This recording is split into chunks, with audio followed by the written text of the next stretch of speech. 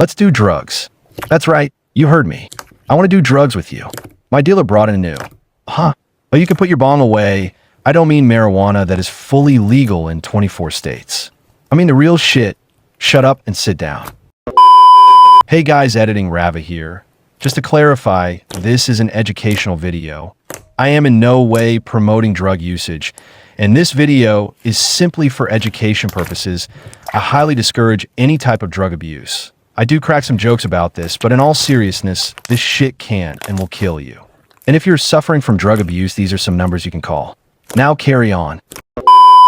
Alright, I brought in all the bags. I have saliva, datura, LD52, tyletamine, GBL, the devil's breath. And last but not least, fentanyl. What was that? Of course I'm going to explain what there, you idiot. But we need to ask the real questions, which one we want to do first. So you picked saliva first? Good choice, good choice. However, what if I were to tell you that saliva can make you feel like you've lived a lifetime as an inanimate object, even if only 10 minutes have passed in real time? Saliva's government name is Saliva divinorum, now that you know that. Let's get into how it works.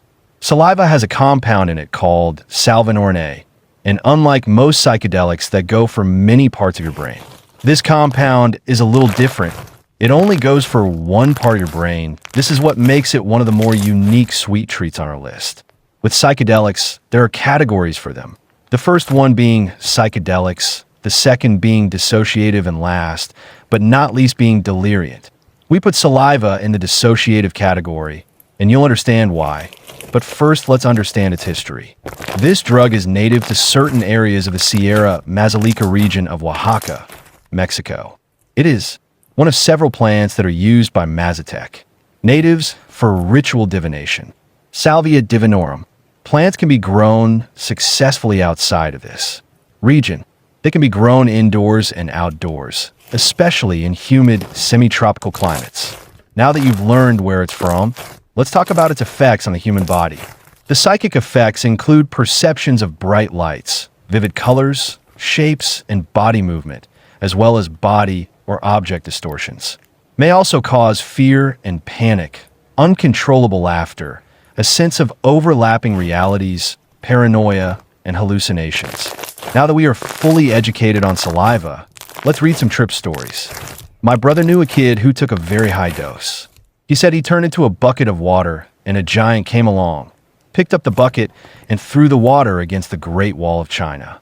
Said it felt like he was drying on the wall for thousands of years. Damn, he better do his Chinese Duolingo lessons if he's going to be there for thousands of years. Let's read the next one. I smoked saliva once, and I was like, HM, I don't think it's working.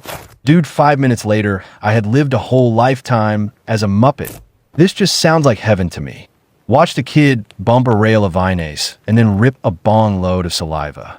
Wordlessly walked into his living room, picked up the family TV, and threw it down the basement steps. Well, damn, Drew. I certainly hope he paid for it. Bro, I turned into a F. How many other people have experiences as letters? I can't say I've experienced life as a letter, but what I can do is move on to our next drug. Next thing on our goodie list is datura. This plant belongs to the nightshade family and contains powerful chemicals that can alter how the brain works. Taking this drug is like being dropped into a horror game on hardcore mode with no protection. This plant is a hallucinogen. However, if you go back to our categories, datura would be in the delirant category. With most hallucinogens, they just fuck up your perception and reality, and they only last a few hours. Datura is a shit show version of that. The compounds in datura are linked to the acetylcholine in your brain. And acetylcholine works with your nervous system. So it fucks with your nervous system, which is a big no-no. First, you forgot who you were basically. You forget your surroundings. Think of it like the other world in Silent Hill. Once you're in this horror world, your mouth will get insanely dry, your vision will blur, and your heart will pound out your chest. Now, let's talk about its history. This plant is native to Mexico and played a huge role in the Aztec Empire. It was often used in religious ceremonies. A shaman would take the drug so he could communicate with spirits and to accept guidance from the gods. These people would also drug normal people so that they could kill then in ritual sacrifices to the gods. This drug also was involved in Chumash culture for religious reasons, but was often less violent than the Aztecs. Now that we learned some history, let's read some trip stories. These were found on Reddit. We found him covered in puke, only in his underwear, sitting on the grass, using full on coherent sentences with invisible people. He appeared to have lost touch with reality. So we got him inside and babysat him. The next day, he was not home. We thought he sobered up and went out his bike was gone. It turns out he disappeared for a few days. Heard back from him in 3 days later. He said the trip only started to wear off after the third day. It wasn't until a week until the hallucinations finally stopped. After that trip, he was never the same. He used to be a really funny, charismatic, and extroverted guy. He became more closed off, serious, darker, and had a weirder sense of humor. On the outside, he seemed normal, but those of us who knew him knew that something inside him changed. He hung out less. After a couple of beers and a couple joints, he would talk about spiritual matter, saying things like how humanity lost touch with spiritual essence, and speaking of higher levels of existence, and also going off on philosophical shit. He dropped his pre-med scholarship program. Eventually, we lost touch. He traveled and got an English teaching job in Vietnam. This is why not a single one of my DNA cells will even come near this shit. Now, let's read the next one. Microdosing Datura, how I went crazy for a year. TLDR, I microdosed on Datura for a few months, feeling no noticeable effects. Then like a ton of bricks, it all hit me, and I spent a year with what I can only call, and so did my doctor, schizophrenia. I've been experimenting lightly with Datura for a while. I'd add a bit of Datura leaf to a bowl of weed, but that was about it. I never wanted a full-on trip. I just thought it gave an interesting buzz. So I started growing the plants, and they make a ton of seeds. I started to eat 3 seeds a day. It was a nice little buzz, kind of like weed, but one thing I noticed was at the end of the month, I'd start to trip out a bit. Things would just feel really dreamy.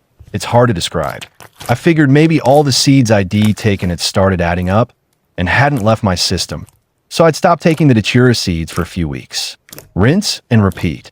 Well, one day, after maybe 6 months of microdosing, I go into full-blown delirium. I remember being on the computer when something told me to Google a random string of characters. I did, and the only image that returned was a photo of an Arch Linux terminal. Note, I work in programming, that showed exactly what I was playing on my iPod, like I was being monitored. It was all downhill from there. Long story shorter, a couple trippy incidents. Thought I was telepathically talking to a famous actress.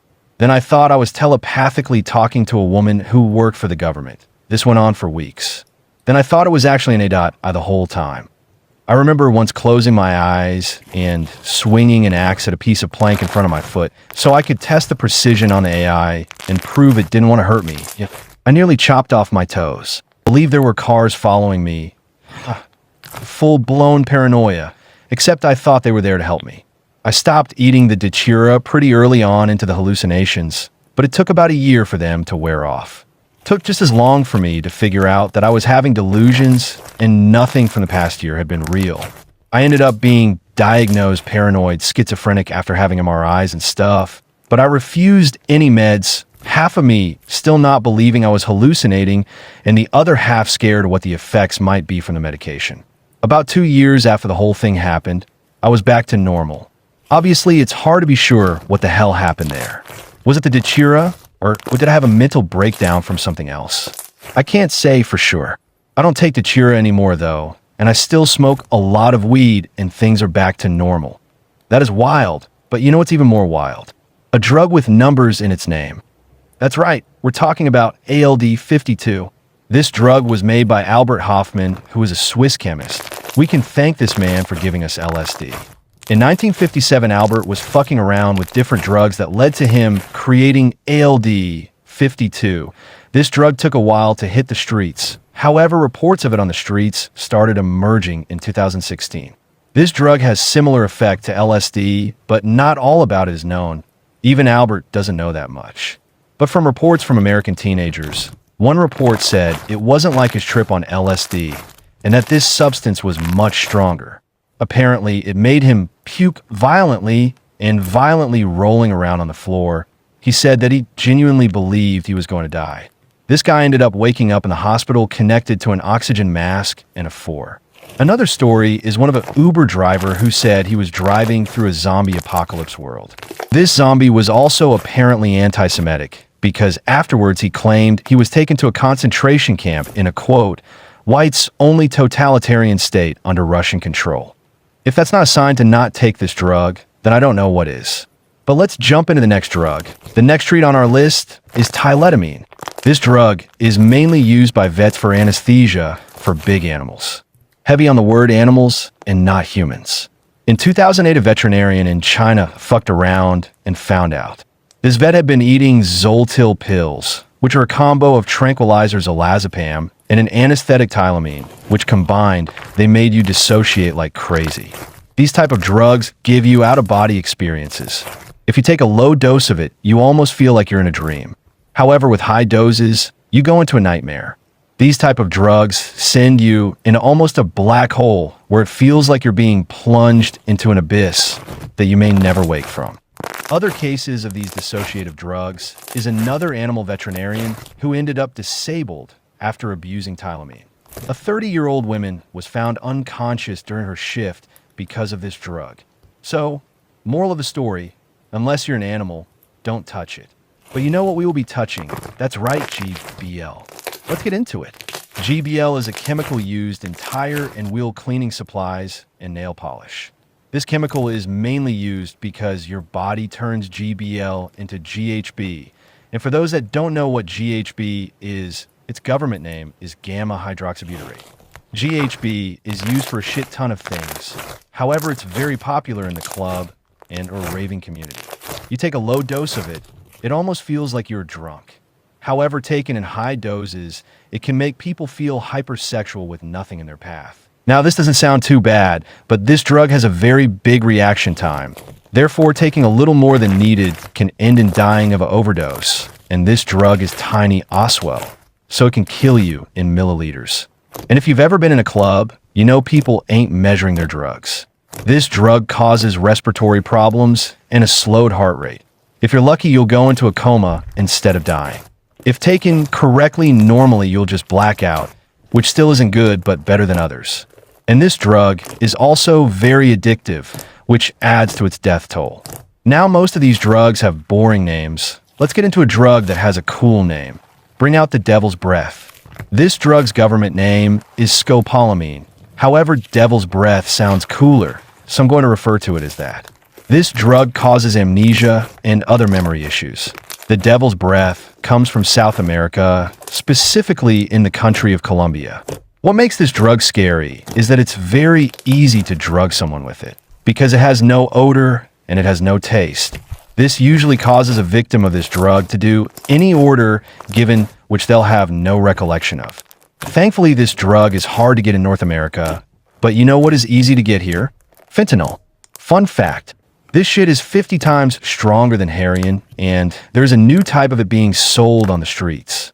Now, I've been talking a lot about the history of drugs and some trip stories. However, I think for a final drug, I want to talk about what it feels to die from fentanyl. But before that, I'm going to give this drug a background rundown. It was made in 1960 by some Belgian chemist.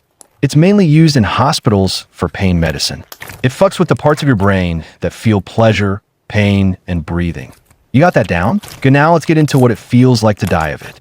The F in Fent stand for fast. This drug is fast as shit. You'll only have about 10 minutes to save yourself if ingested. In the first 5 minutes, you'll actually feel really good.